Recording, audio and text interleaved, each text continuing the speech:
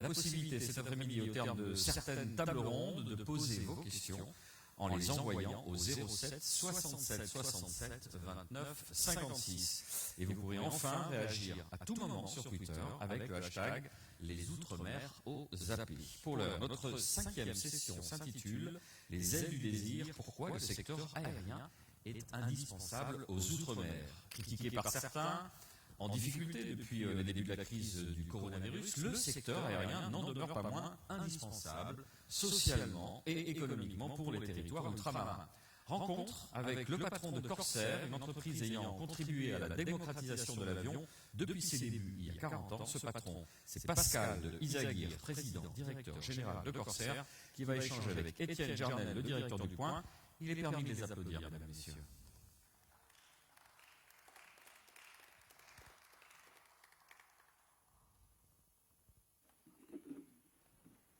Alors, c'est pas comme dans l'avion, on a le droit d'enlever le masque provisoire. D'abord, parce que les Isaguirre, bienvenue.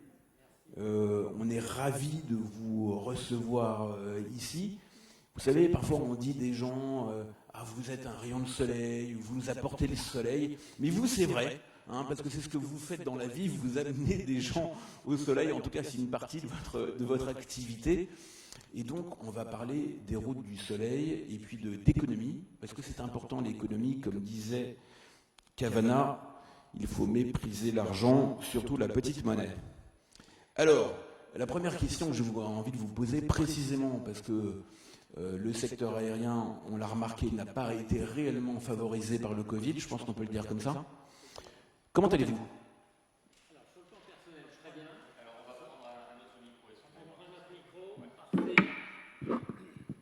C'est mieux là ? Voilà. Ah oui, très bien.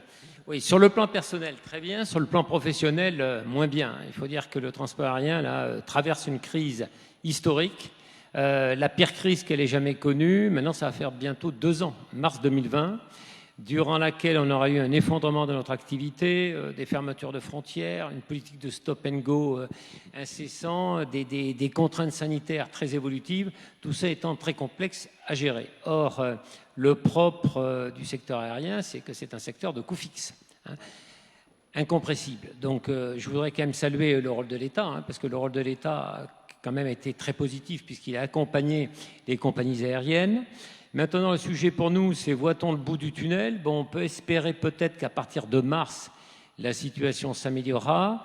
On peut espérer avoir une saison été normale, marquée par un redémarrage. Mais moi, ce que je vois, c'est beaucoup d'incertitudes. On le voit d'ailleurs dans le comportement de réservation de nos clients. C'est une fenêtre de réservation très courte. Ils décident très tardivement pour partir très tôt. Donc, ils ne se projettent pas dans l'avenir.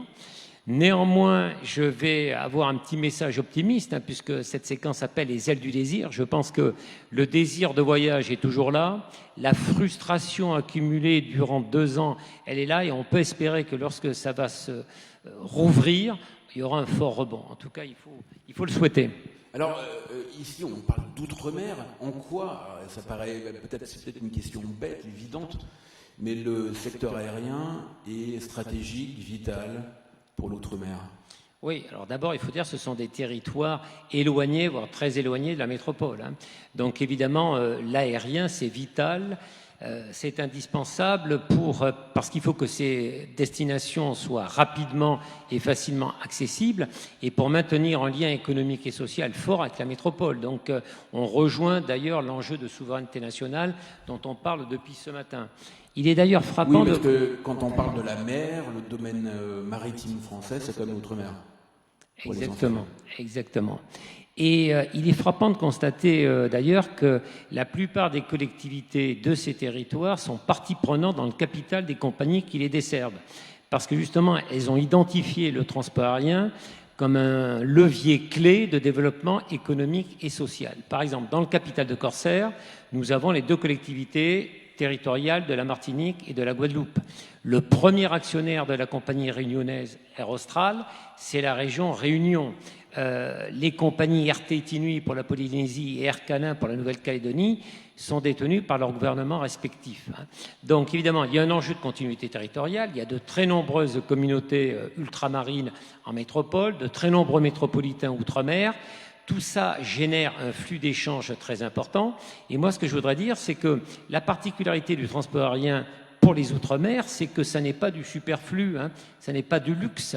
C'est un produit de première nécessité qui compte d'ailleurs dans le budget des familles. Donc, s'il n'y a pas de transport aérien, il n'y a pas de rapprochement familial, il n'y a pas de besoins médicaux satisfaits, il n'y a pas de facilitation pour les ultramarins qui font leurs études, qui font de la formation en métropole. Donc ça, c'est très important. Et cette problématique de continuité, elle ne s'applique pas que vis-à-vis de Paris et de l'Île-de-France, mais aussi de la province. C'est pour ça que nous, Corsair, nous avons décidé d'ouvrir de nombreuses lignes au départ de la province, par exemple vers les Antilles et vers la Réunion. Et puis l'autre aspect, je dirais, c'est que le transport aérien est indispensable pour le développement économique et touristique. C'est indispensable pour la vie des entreprises. C'est indispensable pour favoriser les investissements. Hein, sinon, effectivement, ça ne marcherait pas. Et là aussi, il y a un autre élément très symptomatique, c'est que lorsque j'ai bouclé le tour de table de Corsair en 2020, il y a un grand nombre d'entrepreneurs ultramarins qui ont décidé d'entrer dans le capital de Corsair pour assurer un niveau de concurrence et pour assurer une vitalité du transport aérien. Leur analyse, c'était que si Corsair disparaissait, à terme, ça impacterait défavorablement leur propre business. Et puis pour terminer, le développement du tourisme. Il n'y a pas de développement du tourisme sans capacité aérienne suffisante, sans tarifs compétitifs pour rendre ces destinations attractives. Alors justement, le domaine du tourisme qui a été très sévèrement touché depuis 2 ans, qu'est-ce qu'il faut faire pour les Outre-mer pour développer le tourisme? Qu'est-ce qu'il y a comme perspective, et puis qu'est-ce qu'il faut améliorer, dans quoi il faut investir? Qu'est-ce qu'il faut faire? Alors, je vais être bref, hein, parce que ça pourrait nous mener très très loin. Mais en tout cas, le tourisme, c'est essentiel pour le développement des Outre-mer.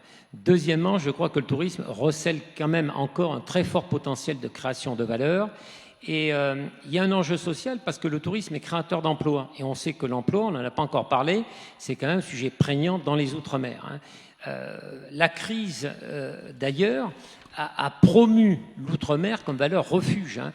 Nous, les transporteurs, on a constaté que ce sont des destinations qui ont paru plus sécurisantes que les destinations internationales. Je voudrais citer l'exemple de janvier 21 où on commençait à rouvrir un peu les frontières, le trafic. La ligne Paris-Pointe-à-Pitre a été la 4e ligne mondiale par le nombre de sièges. Voilà, parce que les métropolitains se ruaient vers les Antilles. Hein. Néanmoins, le tourisme dans nos Outre-mer, je crois qu'il souffre de quelques handicaps. Lesquels ? Alors, d'abord, il y a une forte concurrence des autres îles, hein, du Pacifique, de l'océan Indien, des Antilles. Si vous prenez à côté nos Antilles françaises, la République dominicaine, c'est une des destinations majeures pour le tourisme international. Le niveau de coût élevé, évidemment, niveau de coût élevé en métropole, même chose dans les territoires d'outre-mer. Je crois que l'offre est trop centrée sur le balnéaire. Et puis, on a une diversification insuffisante de la clientèle parce qu'elle vient majoritairement de l'Hexagone. Donc, moi, je pense que les territoires d'outre-mer, quand bénéficient d'un patrimoine naturel, culturel très fort, devraient plus le mettre en avant et devraient s'orienter vers la promotion d'un tourisme plus riche en contenu, qui correspond d'ailleurs à une tendance de fond dans le tourisme mondial et qui permettrait également de répondre à leur objectif, et on en a parlé, qui est de préserver leur patrimoine par un tourisme durable. C'est-à-dire que vous parlez du tourisme éco-responsable, nature... Absolument, absolument. Prenons l'exemple de la Réunion. C'est typique. La Réunion ne va pas rivaliser avec l'île Maurice sur le balnéaire et sur les plages. Ce serait ridicule. En revanche, attirer un tourisme durable, un tourisme de trek, un tourisme plus sportif, plus respectueux de la nature et de l'environnement, ça recèle un vrai potentiel. Mais alors, les étrangers, justement, le tourisme non originaire de métropole, vous les trouvez où ? Vous allez faire rentrer les Anglais dans la zone euro par... Alors, ça, je pense que les anglo-saxons, de toute façon, sont toujours très réticents à venir dans nos territoires parce qu'ils ont des territoires anglophones qui présentent des similitudes fortes. En revanche, c'est vrai qu'il faut faire de gros efforts pour la rénovation du patrimoine hôtelier, la modernisation de ce patrimoine, l'ouverture de nouveaux hôtels, les aspects maîtrise de langues étrangères, les aspects formation aussi, formation au service, notamment en hôtellerie. Alors il y a un aspect qu'on oublie souvent quand on parle de l'aérien, parce qu'on pense aux gens, aux passagers, mais il y a un sujet très important, c'est le fret. Alors à quoi est-ce que vous servez dans le fret et pourquoi c'est important dans votre business? Parce que le fret est vital pour les territoires d'outre-mer. Tout ne peut pas passer par le transport maritime. Il y a du fret urgent, il y a du fret critique, il y a des denrées très périssables, il y a le fret express, il y a les produits médicaux. Et d'ailleurs, l'observation a été faite que durant la crise, lorsqu'il y a un effondrement des capacités aériennes programmées par les compagnies, ça a entraîné de gros problèmes d'approvisionnement logistique. Et puis on a vu durant cette crise sanitaire, il y a eu des notions de criticité et d'urgence à travers l'acheminement, souvenez-vous, des masques, des vaccins, des tests et plus récemment des renforts de personnel soignant venant de métropole. Alors, je crois que votre chiffre d'affaires, et vous m'avez dit, aux 2/3 avec l'outre-mer. Absolument, ouais. Qu'est-ce qu'il a de spécifique, le trafic, au sens du trafic aérien, avec l'outre-mer, en quoi ces destinations sont spécifiques? C'est plus business, c'est plus tourisme? Alors, par rapport à d'autres, d'abord, c'est un trafic qui compte. C'est 10 millions de passagers par an, voilà, en situation pré-Covid, dont 5 millions sur l'axe métropole vers les Outre-mer. Et c'est un trafic qui compte 3 lignes millionnaires, c'est-à-dire Paris-Pointe-à-Pitre, c'était 1 500 000 passagers par an.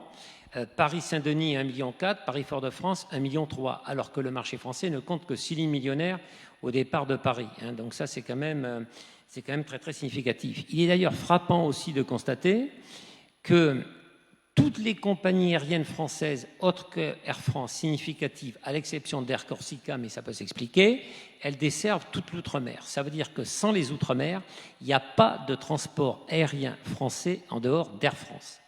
Ça, c'est un point qui me semble important de souligner. Qui est un point stratégique, parce que aussi l'État a renfloué Air France avec voilà. des montants considérables, c'est que ça a une valeur stratégique.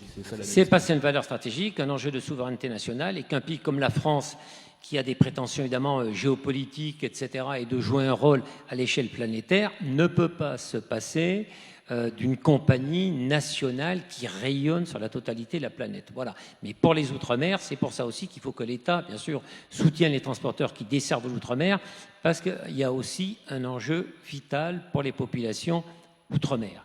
Et donc, ce sont des lignes également qui ont une typologie de trafic extrêmement diversifiée, qu'on appelle multisegment, parce qu'il y a une composante affinitaire très forte. Ça, c'est le socle. Mais vous avez du trafic affaires, du trafic administratif, du trafic d'étudiants, du trafic touristique. Et donc, c'est intéressant pour les compagnies parce que vous ne dépendez pas que d'un seul segment de trafic. Vous voyez, c'est pas comme la République dominicaine, vous n'avez que du tourisme. Alors, en plus, ce qui est particulier, c'est qu'on constate que ce sont les lignes les plus robustes en période de crise et les plus résilientes, c'est-à-dire ce sont celles qui redémarrent le plus vite en sortie de crise, notamment à cause de leur composante affinitaire.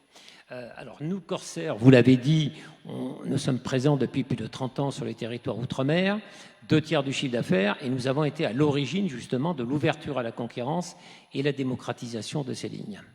Mais alors, si on prend un peu de recul dans les grands sujets qui touchent l'aérien depuis quelques années, il y a les critiques liées au climat, aux émissions de CO2, au climat. Est-ce que vous, sur vos lignes, vous sentez, y a-t-il un effet Greta Thunberg vers les Outre-mer? Alors, grâce à Dieu, non. Ou grâce à je ne sais pas qui. Non, absolument pas. Parce que nous, on n'a pas d'effet Flixcam, la honte de voler. Pour une raison simple, c'est que quand vous êtes sur l'aérien, il n'y a aucun moyen de transport de substitution, à la différence du court courrier et du moyen courrier.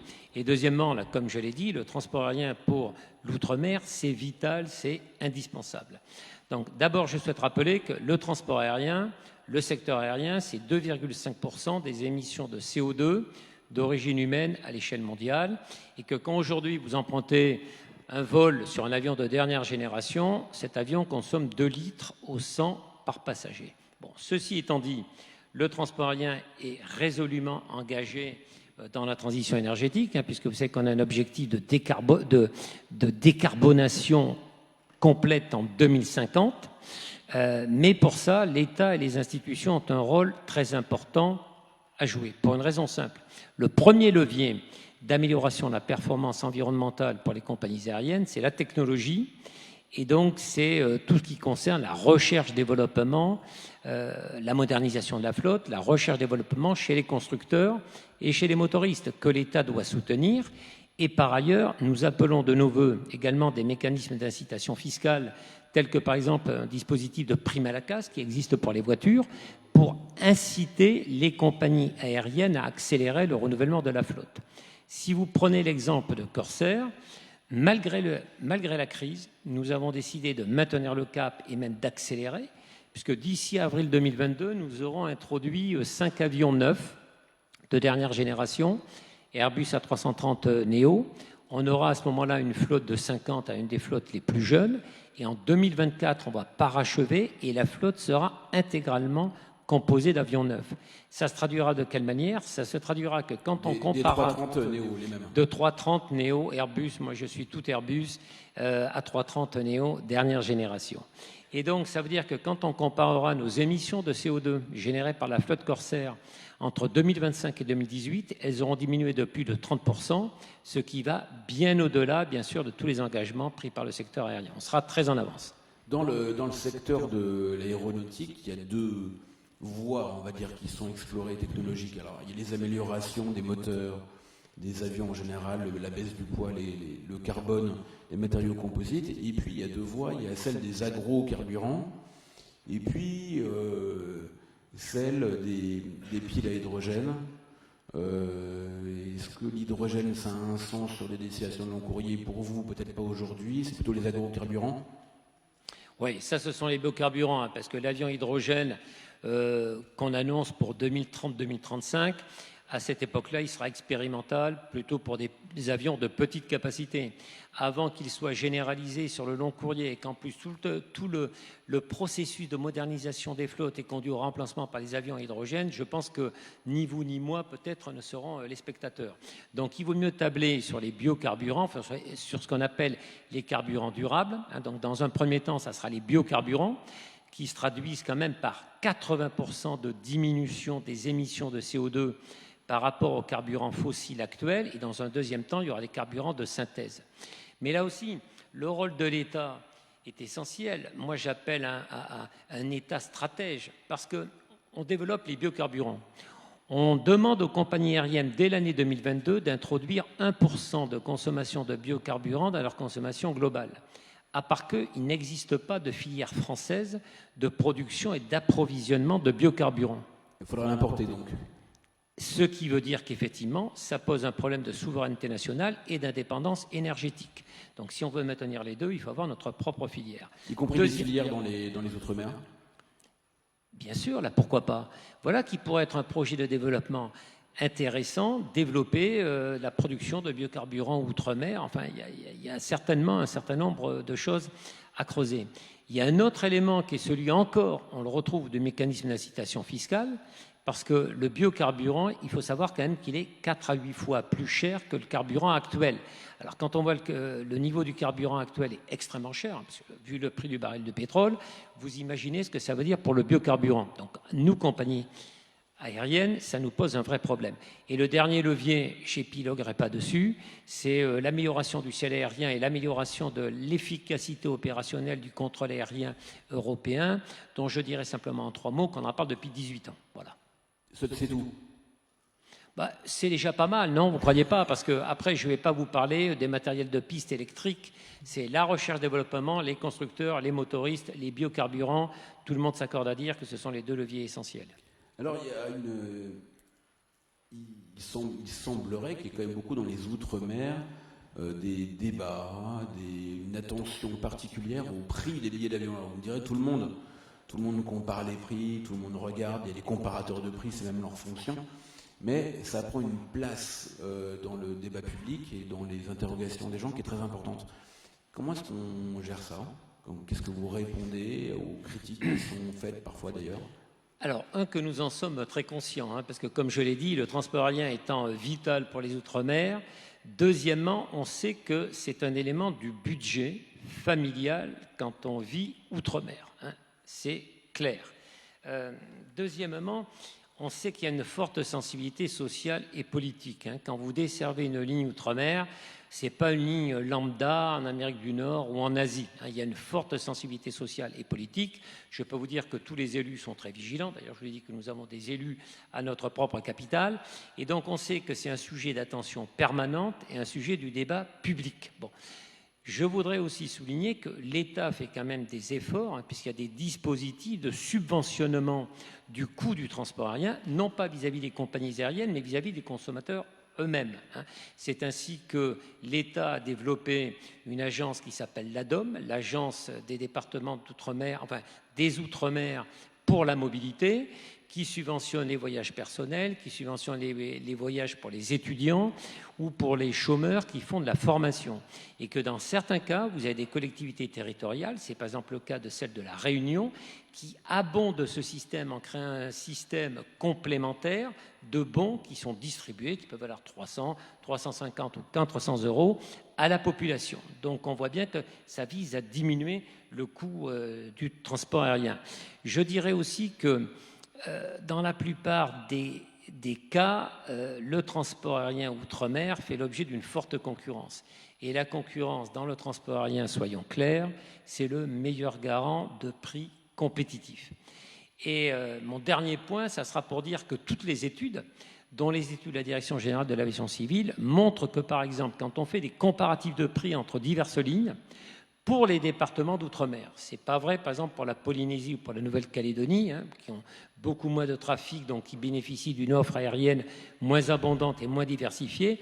Mais pour les départements d'outre-mer, le prix des billets est très sensiblement inférieur à celui des autres lignes internationales, toutes classes confondues de longueur équivalente, de l'ordre de 35%. Donc c'est vous dire que ce sont des lignes avec des tarifs très compétitifs, même si les populations et les élus soulèvent bien sûr le problème de la saisonnalité des trafics en fonction des phénomènes de pointe. Alors vous évoquez la concurrence, mais j'ai cru comprendre que vous aviez l'intention de vous rapprocher d'Air Austral. Alors est-ce que vous n'allez pas la réduire, cette concurrence? Elle sert à quoi? C'est quoi l'objectif? Alors l'objectif d'abord, je le répète, l'aérien, ça a été quand même des secteurs les premiers touchés par la crise, les plus durement impactés, et tout le monde sait qu'on sera un des derniers à en sortir. Et au sein du transport aérien, c'est le long courrier qui en sortira le plus tard, on est tous d'accord là-dessus. Deuxièmement, il faut constater que Air France, qui, du fait d'un certain nombre de contraintes de fermeture de lignes, a massivement réorienté de la capacité sur les lignes outre-mer. Donc sur certaines lignes, on est en situation forte de surcapacité, ce qui impacte les différents transporteurs. En plus, l'aérien, je disais, c'est un secteur à coût fixe, mais c'est un secteur, si vous voulez, où toutes les notions de taille critique, de synergie, d'économie d'échelle sont prépondérantes. Donc c'est pour ça que la consolidation a du bon. Et la crise n'a fait qu'exacerber ce besoin de consolidation, parce que la consolidation, ça permet de renforcer les transporteurs existants, de les rendre plus robustes et au final de pérenniser ces transporteurs, parce que l'outre-mer a besoin de transporteurs forts. Parce que sinon, qu'est-ce qui va se passer? La réduction du nombre de transporteurs, pour les outre-mer, ça veut dire c'est le retour à des situations de duopole ou de monopole qui sont insupportables pour les économies. Et on sait bien que ce genre de situation, c'est baisse de l'offre, baisse du trafic, hausse des prix. Donc la consolidation, ça permet évidemment de faire face à ces problématiques. Et puis n'oublions pas qu'il y a un déséquilibre qui est considérable entre Air France et les autres transporteurs. C'est David contre Goliath, donc l'union fait la force. Donc c'est pour ça que ce projet de rapprochement avec Air Austral, il serait bon non seulement pour les compagnies, mais il serait bon pour l'outre-mer, je le redis, qui a besoin de transporteurs forts. Il faut qu'on assure un écosystème de l'aérien vivace, actif. Et puis n'oublions pas, ça sera le dernier point, que toutes ces modalités de rapprochement, elles sont soumises à l'examen vigilant et à l'accord de toutes les autorités de concurrence, qu'elles soient nationales comme l'autorité de la concurrence ou bruxelloises. Et dont vous le savez, leur premier objectif justement, c'est de garantir et de maintenir les intérêts des consommateurs. Aujourd'hui, vous considérez par exemple que vous n'avez pas la taille critique pour aller Nouméa? Absolument, parce que la flotte de 9 avions gros porteurs, elle est complètement utilisée. aller très loin, ça veut dire c'est une forte consommation en termes d'équipage, en termes d'heures de vol. Donc il faut augmenter la flotte. Et toutes nos petites compagnies françaises, on est confronté à ce problème de croissance et de taille critique. Voilà. Et donc vous voulez devenir très gros un jour? Très gros, non, vous savez, on deviendra jamais très gros. Il faut pas, mais on aurait un pôle privé aérien à côté d'Air France, je pense que ça serait très bien. On peut trouver un positionnement. Il ne faut pas vouloir concurrencer Air France, nous n'en aurons jamais la capacité. L'objectif, c'est de trouver des marchés de niche. Ces marchés de niche, ça peut être les Outre-mer, qui sont des marchés tout à fait stratégiques, hein, donc évidemment, ça n'a rien de péjoratif, ou ça peut être des destinations plus tourisme, plus affinitaire, plus loisirs, à côté d'Air France, qui, elle, a un tropisme assez marqué vers les lignes très business et très affaires. Et vous êtes optimiste, donc? Et vous êtes optimiste?